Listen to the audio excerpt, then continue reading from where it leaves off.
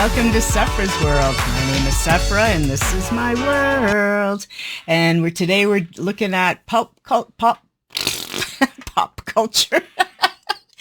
music, pop music. We're looking at some pop culture today again, because we're watching a lot of shows. And once again, I didn't make notes, so I'll prattle on for a bit, and that'll be it. So let's see. I've been watching Big Brother Canada 12.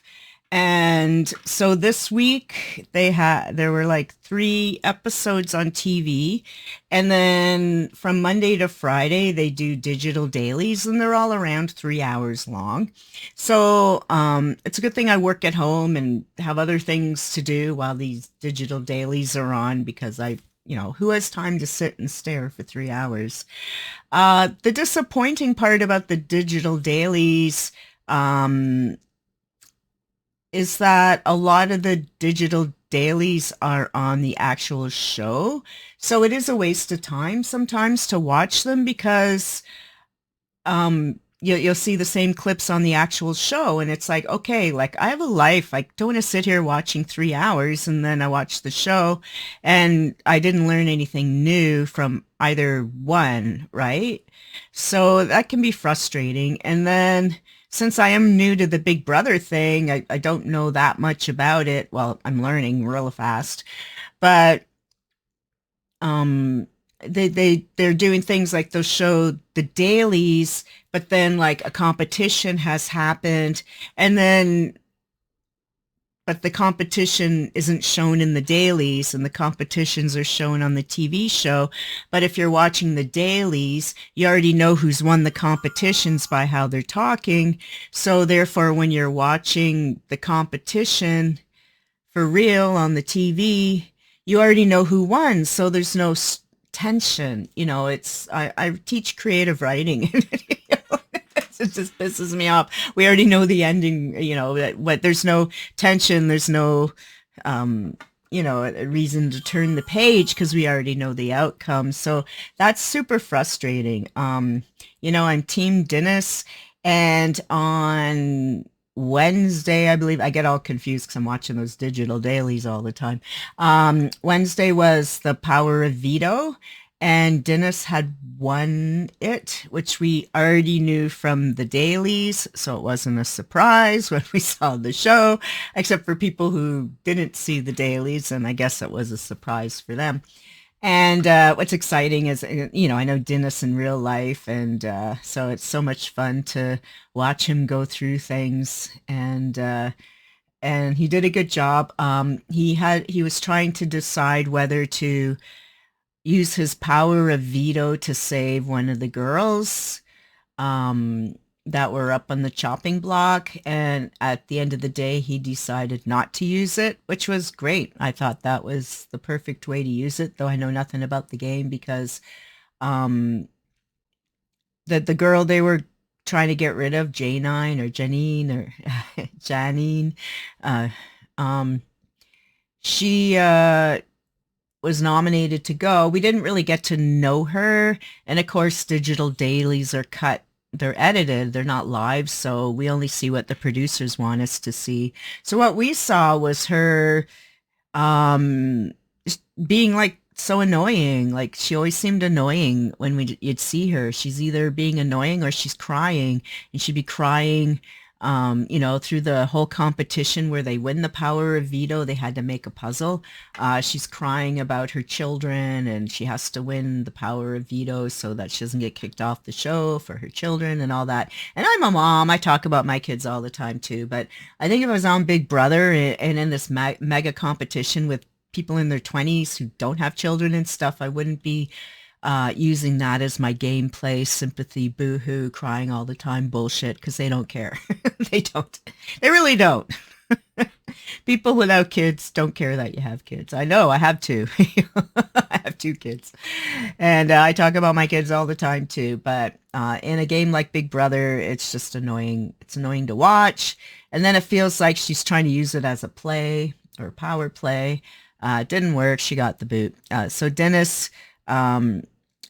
when they were doing the puzzles to make the power of veto, it was Dennis and J9 were kind of neck and neck. You had to crawl through the dark and get these puzzle pieces and stuff. And then they were so close, and it looked like he almost tried to let her win, but she was so slow. Like the other people didn't want, no one wanted to win, so they weren't trying as hard. You could totally tell with that. No one wanted to win the power of veto. And then I felt like a lot of them were letting J9 win, so she would stop her belly aching. But at the end of the day, Dennis had no choice but to win because she wasn't getting it. And like I said, it was neck and neck. But for him to throw it to give to her when he was so good at solving it, it just would have been dumb. So good for him for completing the puzzle. And it shows that he, can complete things. And then I was reading also too how Janine is the oldest woman at the competition. And apparently it's kind of a tradition, at least in the Canadian version, that the oldest woman goes home first, which kind of sucks. And I don't know how old I forget how old she was, and probably in her 30s. She had 2 kids, young kids, and Dennis is the oldest of everyone for everything. He's 48, I believe. And that's what his Dickie Doo says. And so I don't know if they're going to be eyeing him next. But then so J9 did get sent home because she didn't get power of veto. Dennis didn't use it, and everybody voted her off unanimously. So I guess they all felt like I did. There was not one person that wanted her to stay. So it must suck to be that first person voted off the island, and then everybody, it was unanimous. Like not even one person. It must suck so hard. And when she goes and watches all the shows and stuff, she'll be like, oh man, that sucks. And she seems like a really nice lady. And apparently I'm actually going to meet her in real life in a couple of weeks. So I won't shit talk her. But I bet she's really nice. And it's a shame that no matter who it is that has to go home that first week. It sucks. It's sad. I feel bad for them that they have to go home. And but she did. And then my buddy Andrew, who is Dennis's partner, I was like, you need to tell me more things about how this game works. And I know those of you watching who know the game are like, Safra, give it up. It's obvious. But he was saying that after you get to a certain point in the game, when people are sent home, they're not sent home. They're sent to some place outside of Toronto, maybe Doug Ford's cottage or something. No, he didn't say that, but that's what I was thinking.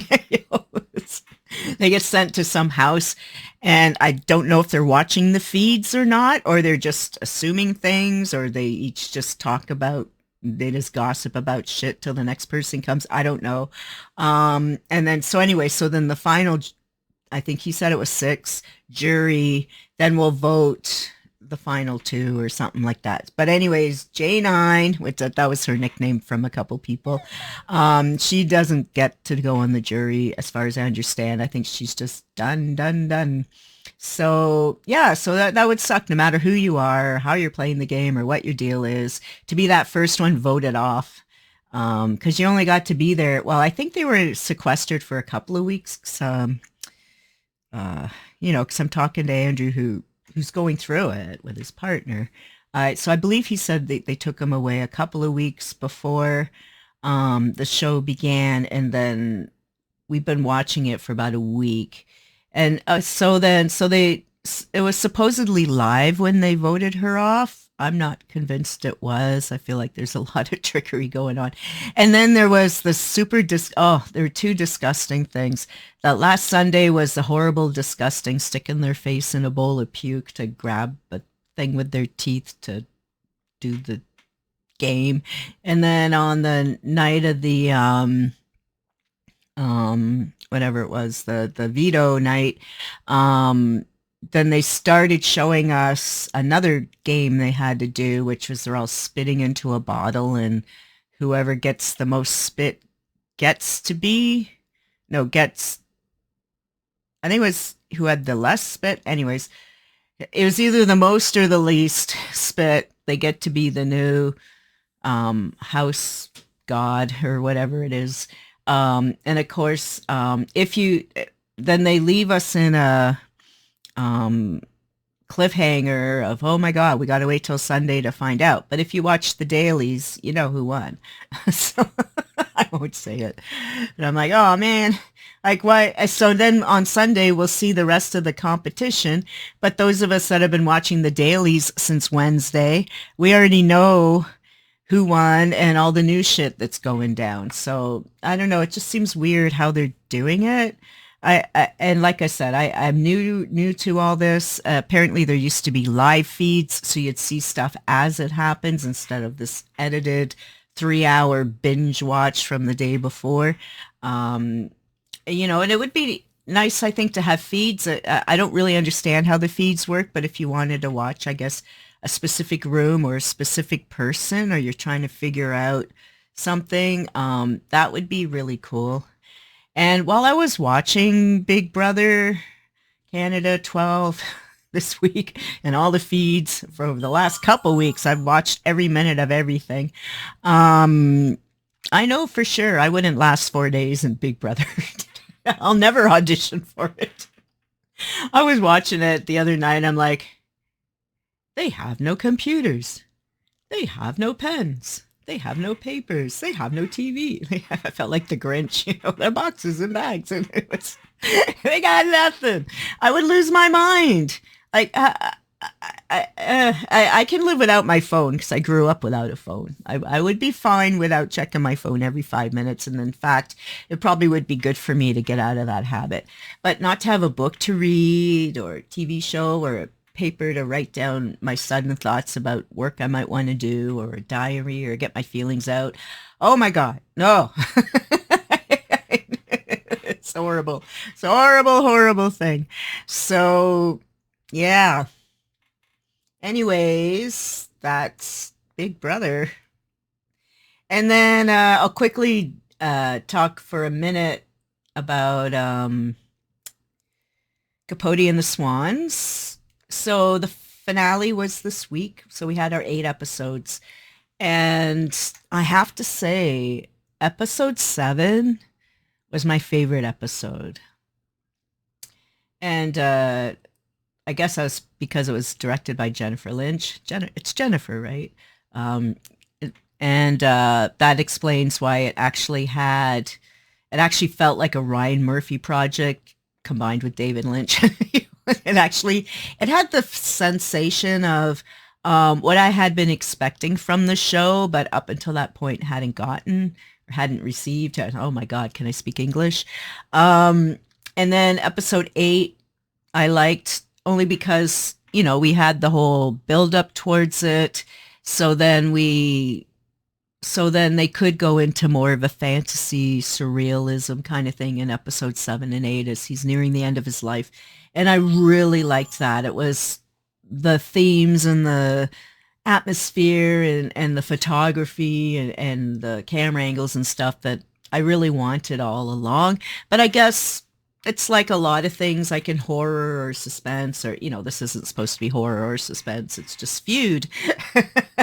But, you always have to build the foundation so that you can do the springboard of going into the crazy or the dream or the fantasy realms or whatever, 'cause it's always more effective if you ground something in reality and then go running loose. So, but they spent 6 episodes and I guess too, for me, I just didn't care. I just, obviously I care about Capote because he's a writer. But I mean, the women, I didn't feel like a lot of connection with any of the characters at all. I didn't connect with it. Usually I connect to someone. I can't wait for American Horror Story to continue on in 2 weeks because Emma Roberts, I absolutely love Emma Roberts. I would love to meet her one day. I'd love to write a project for her, actually. So with her, she's doing like the Rosemary's Baby kind of thing. It's based on a book. And I'm looking forward to seeing that revive. And of course, that's exactly a Ryan Murphy project because It's American Horror Story. But yeah, so Feud is supposed to, the first one was Joan Crawford and Betty Davis, and then now we had Capote and the Swans, and we'll see what comes next. I do like all these various side roads Ryan Murphy goes down. I really do. And sadly, it sounds like Ratched has been canceled for sure. I figured it would be because it's been way too long now. They were supposed to have the second season done like around the time the pandemic hit. And, that was 2019. Here we are in 2024. And, everybody's lives are different. They all have different things they're doing now. And, I've talked about Ratched, I think on my blog or somewhere, and on my Patreon, I'm always babbling on about these things. But I didn't enjoy Ratched that much. I felt like it was a show we didn't really need. Sarah, oh my God. Sarah, it's not Sarah Polly. Anyways, she's fine. The character's fine. I just felt like it's a story. We didn't need a Ratched backstory, and then Finn Wittrock, he's 5 years older now too. He's not the young dandy Mott, now he's a middle-aged man with kids and all that. I believe he's had some children now. No, Adam Driver has, but he was never an American Horror Story. But, but yeah, everybody grows up. Their careers change. Their interests change. Our interest in the projects change. I'm sure, there is a big fan base for a new season of Ratched if anyone ever happened, but I don't think it's gonna. And they already said it's not, so it's not even what I think. It's the truth. Then we have the 90-Day Fiancé bullshit. If I never see Jasmine and Gino again, I would be happy. And I'm not sure what's happening with all the Angela and Michael stuff. It sounds like he's talking about being abused. She's looking for him, this and that. I haven't followed it at all because I don't know what's true and what isn't. I don't know what their deal is. And I guess they're coming back. I don't know. So then it seems like TLC is just recycling all these same couples, and it's so horrible. I was on a group the other day. I think it was on Reddit. We were talking about the old days of when 90 Day Fiancé first started and how it really was real couples, or at least they felt authentic, and things were simple. There wasn't all this crazy plastic surgery and screeching and crying and beating people up, and except for Anfisa, she was always beating up George, but they felt authentic, and Muhammad totally scammed Danielle, but again, it was the early days and, the first or second season.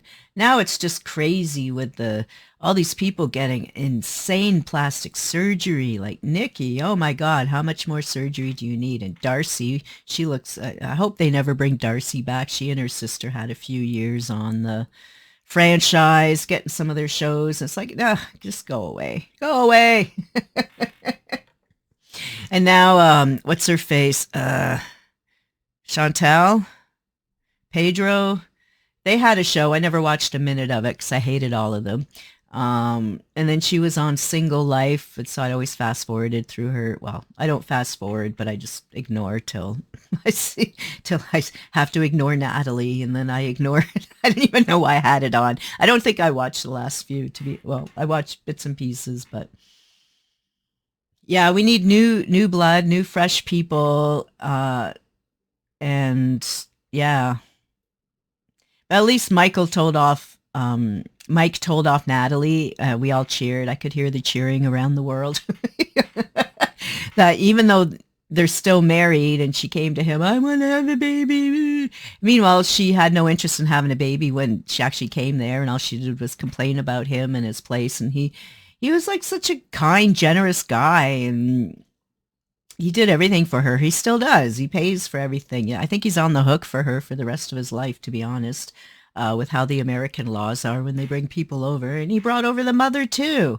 And then she ran off to Florida to try to be a model, or I don't even know. And then she ended up in California dragging her mother along. Then this Josh guy was all enamored of her. He was enamored of her in Florida, actually. Then she moved to California to be with him, even though he never wanted to be with her in a serious, real manner of living together. He's divorced. I'm not convinced he's actually divorced, to be honest. But he has a family and kids and stuff that he goes to see. I think he said in Arizona or someplace. So he's always traveling, travels a lot with his work. He's super wealthy. These people don't get super wealthy by sitting around patting the heads of little crybabies every fucking day, right? So the dude has to work. He's maintaining sick children in the States. One of his kids is really ill. So, that's hundreds of thousands of dollars. Then he has all his luxury things, taking her on yachts and shit. So, yeah, you got to work hard to make that money. So, Natalie, let him go to work. Oh, you don't love me. You don't spend time with me. Yeah, because he gave you a car. He bought you an apartment. He got you a job that you sneered at. So, he tried to get you to audition for movies, but you're such a shitty actress. Whatever. Anyways, that's my rant. Okay, we're at 20 minutes. I'm going to shut up now. I have lots more to say, as always, but I will save it for another day. So thank you all so much for watching. Don't forget to like, share, and subscribe. If you like anything here, feel free, as always, to leave comments, ask me questions, give me your opinions on all these crazy people on 90 Day Fiancé, or what you think's going to happen next on Big Brother Canada 12, or or what did you think of Capote and the Swans? Let me know. Okay, we'll see you soon. Bye.